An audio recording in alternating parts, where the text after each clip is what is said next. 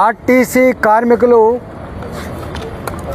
అనేక సమరశీల పోరాటాలు చేసి అనేక హక్కులు కాపాడుకున్నారు, సమస్యలు పరిష్కరించుకున్నారు. తెలంగాణ ఉద్యమంలో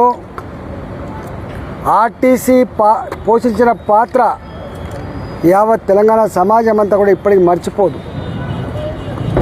ఆనాడు ఉమ్మడి రాష్ట్రంలో ఆర్టీసీ కార్మికులని ప్రభుత్వ ఉద్యోగులుగా గుర్తించాలని, ప్రభుత్వ ఉద్యోగులుగా వాళ్ళని మార్చాలని చెప్పి ఆనాడు ప్రతిపాదన చేసిండ్రు. కానీ అమలు కాలే.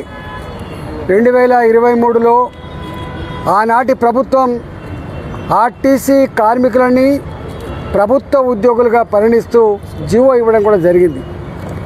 కానీ ఈనాటికి ఈ ప్రభుత్వం వచ్చిన తర్వాత వాళ్ళకు ఒక అపాయింటెడ్ డేట్ పెట్టుకొని, డేట్ ఏర్పాటు చేసుకొని ప్రభుత్వ ఉద్యోగులుగా వాళ్ళ కళ అయితే ఉందో సాకారమైందని చెప్పి భావించారు. కానీ అది కాకపోయేసరికి వెంకన్న గారి నాయకత్వంలో మరోసారి ఆర్టీసీలో ఉన్నటువంటి అన్ని కార్మిక సంఘాలు కలిసి ప్రభుత్వానికి అల్టిమేటం ఇచ్చి ఇవాళ సమ్మె చేస్తున్న విషయం యావత్ తెలంగాణ ప్రజానీకంలో ఇవాళ మళ్ళీ ఆలోచన వస్తూ ఉంది. అయ్యో, ఆర్టీసీ కార్మికులంతా కూడా ప్రభుత్వ ఉద్యోగులు పరిగణించింది కదా, వాళ్ళకు మంచి జీవితాలు, మంచి జీతాలు, ఉద్యోగ భద్రత దొరికింది కదా అని చెప్పి భావిస్తున్న ప్రజానీకానికి మరోసారి ఈ ప్రభుత్వం చేసిన మోసం ఏందో అర్థమవుతూ ఉంది. నేను ఈ ప్రభుత్వాన్ని డిమాండ్ చేస్తూ ఉన్నా, ఆనాడు మీరు అధికారంలోకి రావడానికి అనేక రకాల హామీలు ఇచ్చిండ్రు. ఆ హామీలలో ఆర్టీసీ కార్మికులకు ఇచ్చిన హామీలు కూడా అనేకం ఉన్నాయి. ఇవాళ మీరు ఒకనాడు తెలంగాణ వచ్చిన నాడు 58 నుంచి 60 వేల ఉద్యోగాలతో కలకల్లాడిన ఆర్టీసీ కోట్లాది మంది పేద ప్రజానీకానికి, లక్షలాది మంది పేద విద్యార్థులకు, లక్షలాది మంది పాలు అమ్ముకునే వాళ్లకు, కూరగాయలు అమ్ముకునే వాళ్లకు సహకారం అందించిన ఆర్టీసీ ఇవాళ రాను రాను 38 వేల ఉద్యోగులకు పడిపోయింది. దాదాపు 20 వేల ఉద్యోగాలు పోయినాయి.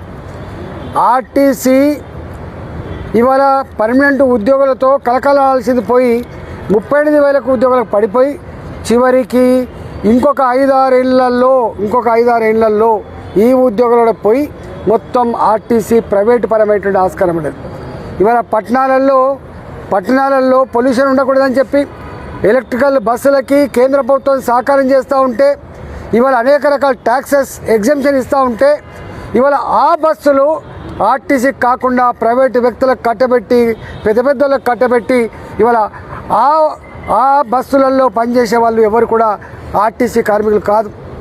ఆ బస్సులు కంట్రోల్ లేవు, ఆ కార్మికులు కంట్రోల్ లేరు. ఒక్క మాటలో చెప్పాలంటే పొమ్మని లేక పొగబెట్టినట్టుగా ఈ ఎలక్ట్రికల్ బస్సుల పేరిట ఇవాళ బస్సులన్నీ కూడా ప్రైవేట్ పరం అవుతూ ఉన్నాయి. రోజు రోజుకు ఆర్టీసీ సింక్ అయిపోతూ ఉంది. కాబట్టి మొట్టమొదటిగా వాళ్ళకి ఎట్లయితే అపాయింటెడ్ డేట్ ఇచ్చి ఆర్టీసీ కార్మికులు పర్మనెంట్ చేస్తారో, ఆర్టీసీ కార్మికుల సంఖ్య తగ్గకుండా, ఆర్టీసీని ప్రైవేట్ పరం చేయకుండా ఇవాళ ఎలక్ట్రికల్ బస్సులు కూడా ప్రభుత్వం ఇచ్చే సబ్సిడీ ఆర్టీసీ తీసుకొని ఆ బస్సులన్నీ కూడా ఆర్టీసీ నడపాలని చెప్పి కూడా డిమాండ్ చేస్తూ ఉన్నాం. కొన్ని రూట్లలో 58 రూపాయల కిలోమీటర్ అని చెప్పి ఇలా ఇవ్వడం వల్ల చివరికి ఆర్టీసీ మీద భారం పడి మళ్ళీ అప్పులో ఊబిలో కూరుకుపోయి ఇవాళ ఇది పూర్తిగా మునిగిపోయేటువంటి ఆస్కారం ఉంది. కాబట్టి ఇట్లాంటి పిచ్చి ప్రయత్నం ఇవాళ అలౌ చేయొద్దని చెప్పి కూడా డిమాండ్ చేస్తూ ఉన్నాం. ఇవాళ దాంతోపాటుగా ఆర్టీసీ కార్మికులకు పీఆర్సీ రావాలి. నాకు తెలిసి ఇప్పటికీ 2021లో ఒక పీఆర్సీ ఉండే, ఇవాళ మళ్ళీ ఒక పీఆర్సీ ఉండే. ఇప్పటికే 2 పీఆర్సీలు రావాలి ఆర్టీసీ కార్మికులకి. కానీ ఇవాళకి కూడా దాని మీద ఒక మాట కానీ ఇక కనీసం చర్చ జరిపిన పాపాన పోలేదు. కాబట్టి ఇక పేన మీద నుంచి పొయ్యిల పడ్డట్టుగా ఆర్టీసీ కార్మికులు భావిస్తూ ఉన్న ఈ సందర్భంలో కాంగ్రెస్ ప్రభుత్వం అనేక రకాల మాటలు చెప్పి అధికారంకి వచ్చింది. కాబట్టి ఆర్టీసీ కార్మికులు చేస్తున్న సమ్మె వాళ్ళ డిమాండ్ల మీద జేఏసీని పిలిపించుకొని వెంటనే ఈ సమస్య పరిష్కారం చేయాలని చెప్పి డిమాండ్ చేస్తూ ఉన్నా. ఆనాడు కేసీఆర్ కూడా సంఘాలెందుకు, సమ్మెలెందుకు, సంఘాల వల్లనే, సమ్మెల వల్లనే ఆర్టీసీ దివాళా తీసిందని చెప్పి ఆనాడు నంగనాచి మాటలు మాట్లాడింది. కానీ వాళ్ళ ఆనాడు ఇదే కాంగ్రెస్ పార్టీ అన్యాయం అని చెప్పింది. ఆనాడు కార్మికులు అనేక మంది గుండె పలిగి చనిపోయిన సందర్భం చూసినాం. రాజిరెడ్డి లాంటి వ్యక్తి కిరోసిన్ పెట్రోల్ పోసుకొని మంటల్లో మాడిపోయిన సందర్భం చూసినాం. శ్రీనివాసరెడ్డి గారు ఇట్లా ఆనాడు ఆర్టీసీ కార్మికులు వాళ్ళ మొత్తం జీవితాన్ని పణంగా పెట్టి సమ్మె చేస్తే సాధించుకున్నటువంటి ఇవాళ ఈ హక్కుల్ని ఈ ప్రభుత్వం నీరుగార్చే ప్రయత్నం చేస్తూ ఉంది. ఇది మంచిది కాదు.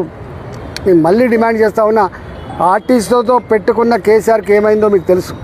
ఇవాళ ఆర్టీసీతో గోక్కున్నాడు, ఎవరు బాగుపడరు. ఆర్టీసీ కార్మికులు కేవలం 40,000 మంది కార్మికులని చెప్పి మీరు అనుకుంటున్నారు.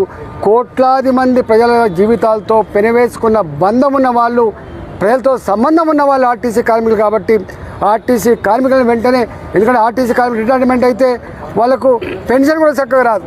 ఉద్యోగం ఉన్నంతసేపే వాళ్ళ జీవితాలు తప్ప పెన్షన్ కూడా చక్కగా లేదు. కాబట్టి ఆర్టీసీ కార్మికులు చేస్తున్న సమ్మె జేఏసీ నాయకత్వంలో వాళ్ళు ఏ డిమాండ్ అయితే పెట్టిందో తక్షణమే జేఏసీ నాయకులను పిలిపించుకొని ఈ సమస్యలను వెంటనే పరిష్కరించాలని చెప్పి నేను డిమాండ్ చేస్తా ఉన్నాను.